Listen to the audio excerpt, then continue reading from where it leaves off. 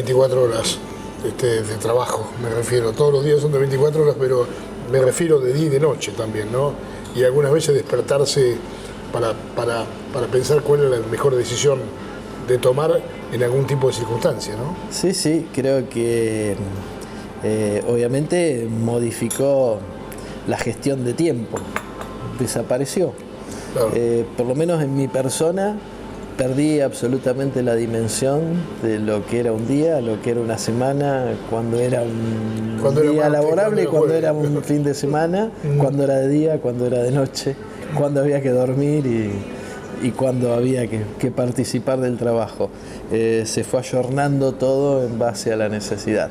Pero sí recuerdo que yo lo único que quería era abrir a veces la puerta de mi casa y a los 10 segundos estaba en la cama durmiendo, claro, sin saber cuánto tiempo podía llevarlo. Por suerte no fue así toda la pandemia, ¿no? Porque así es. ¿Dónde naciste? Yo nací en Capital Federal. Viví los primeros 5 años de mi vida en Villa Urquiza, Belgrano. Yo también. Ah, mirá, así que... Pampa y Triunvirato. Bien, yo Olazábal al 3900. Ajá, bien. Después, un año viví en San Vicente, la zona sur. Sí, ahí hay queso. ¿O no? Hay mozzarella. San Vicente grande fábrica de mozzarella. Ha crecido desde que yo lo conocí a la actualidad, realmente tuvo un empuje muy grande.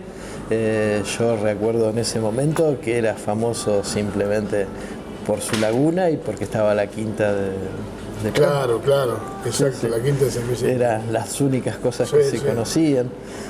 Y de ahí me fui a Mar del Plata. A Mar del Plata. Mi familia se radicó a Mar del Plata y bueno, ahí fui desarrollando mi actividad. ¿Tu graduación dónde se produjo? En La Plata. Yo estudié en la Universidad Nacional de La Plata.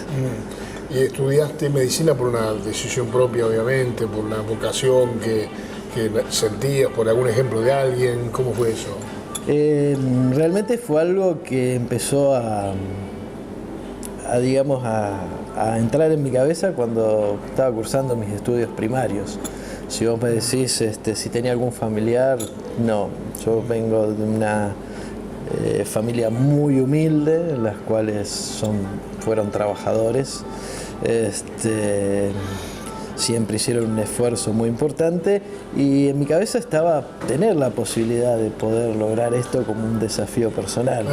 Y mi familia, como te decía, una familia humilde, trabajadora, no iba a estar en condiciones de poder zanjear mis estudios y yo recuerdo que a partir de los 12 años comencé a trabajar para poder ir teniendo mis ahorros para poder irme a estudiar a La Plata. Pasé por muchas tareas, hice albañilería, vidriería, después trabajé como mensajero en el Correo Central, mi padre era un empleado del Correo Central, y trabajé en la empresa de transportes, se la puedo nombrar, que era el Rápido, empezando como maletero. Después pasé a encomiendas y en los últimos años, porque incluso los primeros años de mi facultad durante el verano hacía esa actividad, estaba en la parte de tráfico y llegué a dirigir el tráfico de la empresa El Rápido, que en ese momento tenía las líneas que iban de Mar del Plata a La Pampa, a Pico, Santa Rosa y toda la zona del centro de la provincia de Buenos Aires. Y después, mientras desarrollé mi carrera, también trabajé como preceptor en el Colegio Sagrado Corazón de La Plata y después trabajé como lavacopas y fui pasando por un montón de... El mérito de trabajar para poder estudiar, para hablando mal y pronto, para bancarse la carrera, ¿no? Sí, porque era mi desafío. Claro. Mi desafío era poder llegar. Y hoy estoy sumamente agradecido a esa experiencia que me sirve y aún hoy, más allá de que me desempeñe como profesional de la medicina, cualquiera de las otras cosas, si hoy me decís tenés que volver a hacerlas, las haría. Claro. ¿Recordás a alguno de tus profesores, de tus maestros en la carrera de medicina? Vos sabés que yo entré particularmente en medicina en el primer año donde se libera el cupo. Donde éramos muchísimos alumnos y realmente uno tenía muy poco acceso a los titulares de cátedra. Pero sí, obviamente, estaba en medicina, en la parte de anatomía, estaba Niveiro como jefe de cátedra, una de las cátedras de anatomía, que en ese momento estaba realizando sus estudios de segmentación hepática para posteriormente lo que surgió como los trasplantes hepáticos. Teníamos un docente que estaba en la parte de histología, Estivariz, que fue uno de los que desarrolló, no sé si recuerdan, la crotoxina, que estuvo muchos años en boga de los avances de los tratamientos oncológicos. En la parte de farmacología comenzaba la primera etapa de lo que era el uso racional de los medicamentos, cuando se empezó con las monodrogas, que hoy por hoy en la prescripción es algo que se lleva adelante. Profesores de clínica médica, yo cursé en la cátedra del doctor Varela, que fue en su momento también decano, cuando yo ya no estaba en la facultad. Pero cada uno, me acuerdo o no de los nombres, siempre han dejado, digamos, obviamente su enseñanza. Una marca. Exactamente. ¿Y de los compañeros estudiantes, alguno que sepas que le fue muy bien en su desarrollo, en su especialización? El grupo, a lo mejor nunca tuve una vida social demasiado amplia. He tenido gente muy cercana, la sigo teniendo, pero siempre acotada. Y si bien ninguno hoy por hoy quizá trascienda en la parte pública, a cada uno de los que conocí al lado mío, todos están desarrollando su actividad profesional con un reconocimiento muy importante. Te inclinaste luego por la pediatría, ¿no? Sí. La especialidad. Sí. Te diría que como accidente. En realidad, siempre mi pensamiento fue dedicarme a las ciencias relacionadas con la neurología, las neurociencias y la neurocirugía. En ese momento, cuando yo termino la carrera, para realizar cualquier abordaje de estos había que tener una formación previa en alguna especialidad clínica o quirúrgica básica. Me interesó mucho la parte de la neurología, del neurodesarrollo infantil y la neurocirugía infantil. Entonces comencé y abordé mi residencia de formación en clínica pediátrica. Si vos me decías en el transcurso de mi carrera, va a ser, ¿qué especialidad no harías? Te decía pediatría. Pero el último año de la carrera, cursando pediatría, me tocó cursar las partes prácticas en lo que es la ex Casa Cuna de La Plata, el Hospital Noel Esbarra hoy, en las cuales había como un hogar de niños con problemas de salud que estaban abandonados por su familia. Y la mayoría con problemas neurológicos, y eso me marcó mucho. Cuando yo ingreso en la residencia en Mar del Plata, me apego mucho a los dos neurocirujanos del servicio y empecé a hacer como una práctica paralela.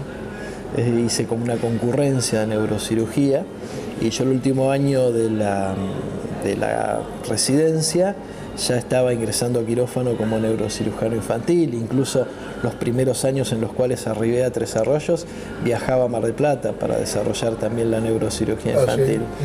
Y obviamente después uno tiene que pensar en hacer las cosas bien, y fue así que profundicé, digamos, mi injerencia en la pediatría, cosa que también desde el punto de vista de poder afrontar y ser parte del crecimiento y parte de la crianza y parte de lo que hoy vos ves en un adulto desde el primer momento de la vida.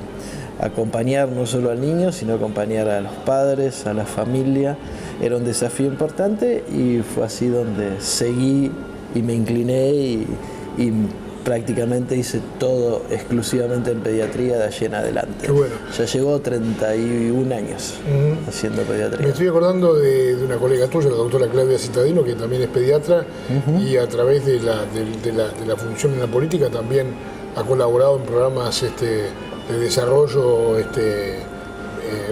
médico hacia la gente, el desarrollo social también, ¿no?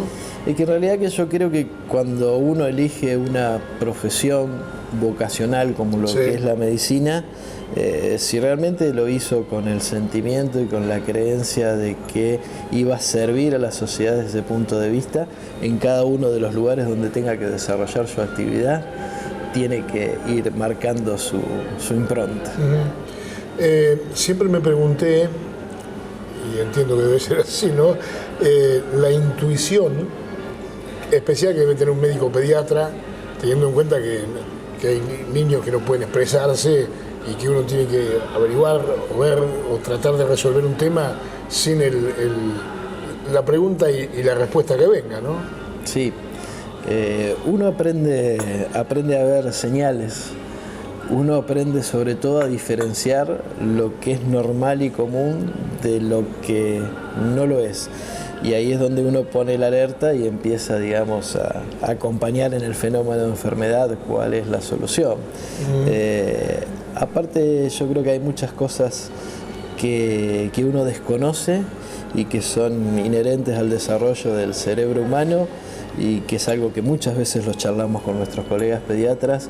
A veces no sabemos por qué estudiamos, internamos o le prestamos más atención a determinado paciente, que después nos lleva a realizar diagnósticos y a poder favorecer el desarrollo de su salud. Debe haber algo, como decías vos, en la intuición, ajeno a lo que uno conoce desde lo tangible todos los días, que nos ayuda. ¿Heredaste algo del perfil de tus padres? Me refiero el perfil de la personalidad de tus padres, de tu padre o de tu madre. Sí, el trabajo y la constancia. Ajá. Ellos trabajaron desde muy chicos, haciendo un esfuerzo muy importante. Nosotros somos 4 hermanos para poder mantenernos. Mi papá, en una instancia hasta que lamentablemente sufrió una enfermedad, trabajaba más de 14, 16 horas por día. Mi madre trabajó más allá de criarnos en casas de familia y haciendo cosas, todo para que cada uno de nosotros pudiera desarrollar su vida de la mejor manera posible. Y si yo les tengo que agradecer, en primera instancia es el ejemplo del trabajo, el ejemplo de la constancia, de la honestidad, de la verdad en cada una de las cosas. Creo que esos son valores, obviamente, que uno no puede dejar de lado. Es un poco lo que le trasladas a tus hijos también. Sí. A mis hijos y a cada uno de los que tengo al lado, ¿no? Claro, sí. Creo que es importante poder transmitir lo que uno cree como verdad. Y si a mí alguien me pregunta qué es lo peor o qué cosa es lo que peor te hace, es la mentira. Entonces el hecho de poder transmitir honestidad, sinceridad y esfuerzo, creo que es fundamental. Yo estoy muy contento con mis hijos hoy, de que son excelentes personas y son personas queribles y queridas. Vamos a mencionarlos. Sí, y vamos a ver a qué se dedican, qué es lo que hacen. Se llaman Franco y Tomás. ¿Que tienen cuántos años? 27 y 24. Ajá. 27 y 24. Ellos en estos momentos están en Buenos Aires, están desarrollando su formación a sus tiempos. No fue a lo mejor la situación que vivió uno. Yo me fui a La Plata con una mochilita sin saber dónde iba a vivir y con mucho esfuerzo. Y hoy los jóvenes que tienen la posibilidad, y en parte a veces me arrepiento y a veces no, digo, ¿por qué no darle lo que uno a lo mejor no tuvo en su momento? Tienen sus tiempos. Mi hijo mayor comenzó estudiando kinesiología, llegó a estudiar 4 años. Lamentablemente la pandemia, como a muchos de los niños y jóvenes, les perturbó y les cortó un poco muchos proyectos, y este año comenzó con mucho entusiasmo otra nueva carrera. Ahora se está dedicando a estudiar diseño de interiores, algo que no es afín, pero que realmente uno que lo sigue, pues yo mantengo contacto diario con ellos. Por ahí uno descubre cuál es verdaderamente la pasión de su vida, que no era esta, sino que es esta otra, ¿no? Exactamente. Y mi hijo más chico sigue el camino mío, así que está estudiando medicina. Está estudiando medicina. Qué bueno. Siempre tuviste un físico así, la gran espalda, la pequeña cintura. ¿Practicaste deportes? Sí, practiqué deporte, siempre me gustó. Desde el secundario comencé a jugar al rugby y jugaba al handball. Después en la facultad intenté seguir, pero lamentablemente no me dieron los tiempos, y hace algo más de 8 años volví a retomar con gente de mi edad la práctica del rugby de veteranos. Sí, así que participo en las actividades del club en cuanto a entrenamientos. El tercer tiempo. Todo la vida y el espíritu del rugby que uno ha visto este último tiempo con determinadas situaciones como que se desvirtúa, ¿no es cierto? Pero sí, el espíritu... por ahí algunos malos ejemplos que pasan por ahí que se generalizan y no es así. Uno que conoce un poco el ambiente del rugby sabe que es distinto totalmente, ¿no? Que la camaradería y la buena leche, por así decirlo, está arriba, ¿no? Adentro y afuera de la cancha. Claro. Adentro y afuera de la cancha. Sí.